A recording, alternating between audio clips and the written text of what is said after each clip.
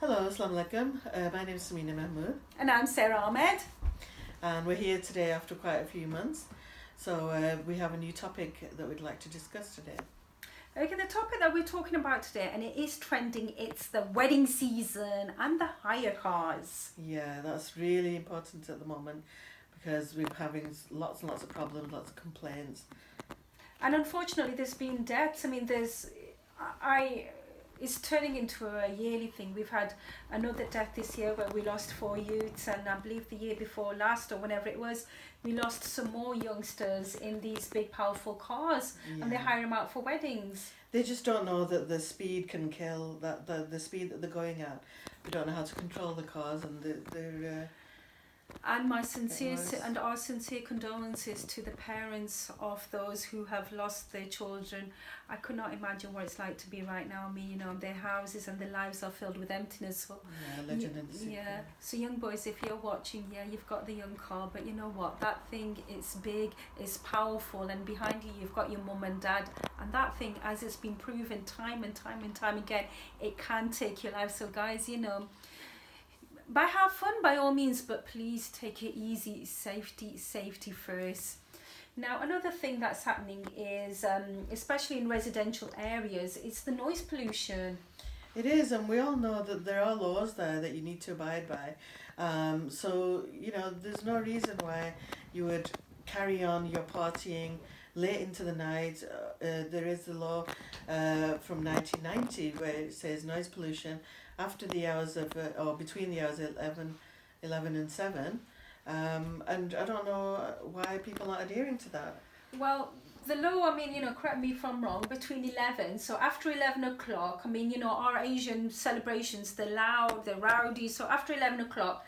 you're not allowed to do fireworks, you're not allowed to rev your engines. Dole? No dole, nothing. So...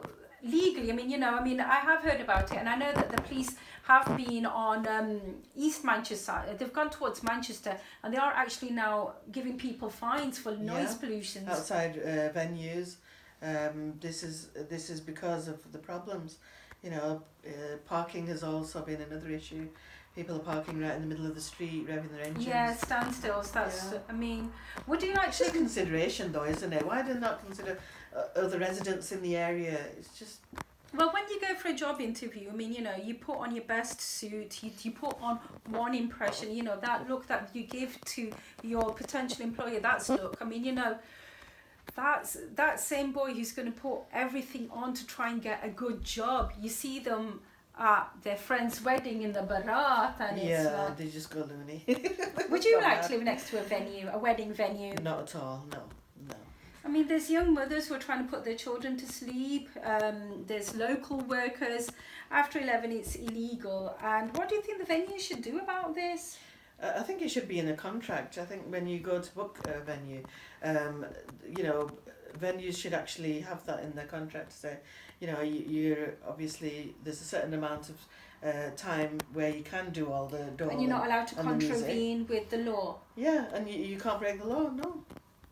Okay, because if it's through their pocket, people always learn. So, like, say for example, if they were to leave a deposit, because a venue could face fines. After 11 o'clock, there's the revving, the this, the that, and because it's like the same thing. We don't let them throw rubbish, in the street. You can be fined for throwing any rubbish. So it's the same thing, isn't it? You're polluting the area by noise. Okay, so there are legal implications to this. What else is trending? I think there's a major issue in the community where African Caribbean. Oh, the anti-black thing. Yeah, that's a big thing that needs to be talked about, to be honest with you. Okay, this anti-black thing. I think I know what you're talking about. That's within our own Muslim Asian community. I'm sure it exists in other communities, but we can only talk. We talk about what we know. We talk about Asian issues. So within British Asian Muslims, are we being anti-black to black Muslims? I think some of the times, even without thinking about it, people are doing it in conversation. I've heard some conversations myself, and it's like cringeworthy. Derogatory comments, derogatory names.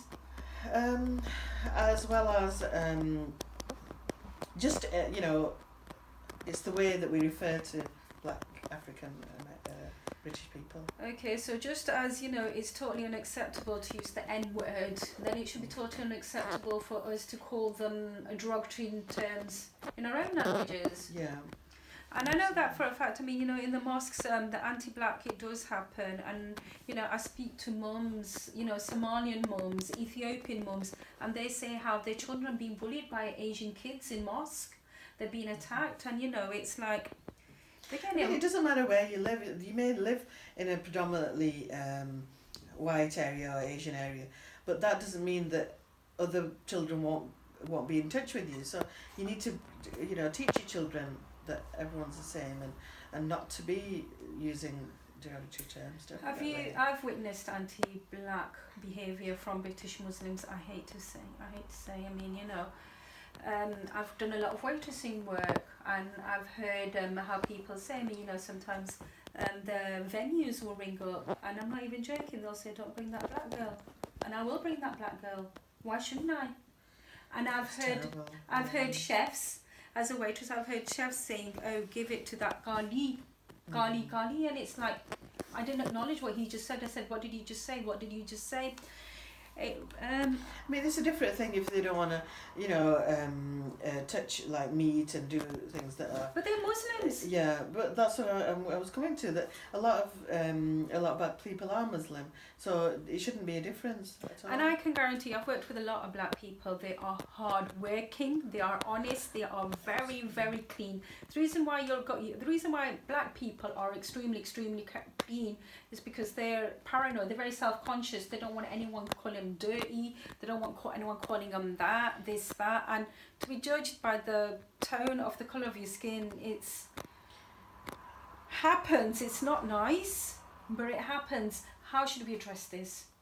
Well, it's just about education, isn't it? I mean, we have to use the right terms. We have to educate our children and we have to correct. I mean, in the mosques, maybe the mosques need to do more. I mean, it's anti-black from British Muslims to black Muslims happens. Maybe the mullanas, maybe the imams need to be like, look, get on it, get on it and get on it for life. Look at this. I mean, everyone who goes to Mecca Sharif, they will know that there are so many billions of people that are from the African origin, Caribbean, and they're a part of our culture, they're part of our society, and as Muslims, we are the ones that should be setting that bar very, we should very be high. setting the example. We should be showing the world we are Muslims and we are equality. Absolutely. Some of the world's greatest people are black. Some of my the greatest imams are black as well. Yeah. Well, so I mean, within the mosques, I mean, when we did do research on this and it said Asian mosques, first and foremost, no mosque is Asian, it's a mosque. No. It's not, we did read an article on Google and it said Asian mosque. Mosque is for all races and nationalities. And we need, within our British Asian society, to come to build bridges. Every person who you come to contact it's like we were with, saying earlier about the converts as well. There's so many people that are coming into the folds of Islam, and they should be welcomed. It doesn't matter what colour of skin you are, or what background you come from. Everyone should feel welcome. Everyone's got a talent. Everyone's got a gift, and I've seen some brilliant black people. I'm blessed to see them. I'm blessed to meet them. Blessed to know them. Everybody has a blessing. You could be English, you could be Asian, you could be black, you could be any race, but let's respect each other. And being Asian Muslim, we should love our black Muslim sister or brother. We're all equal. Thank you very much. Thanks, Sam, for your time. Very informative conversation. So if anyone has any questions, feel free to comment in the box below. And do follow us on YouTube at sminamahmood.co.uk. Thank you very much. Thanks. Bye.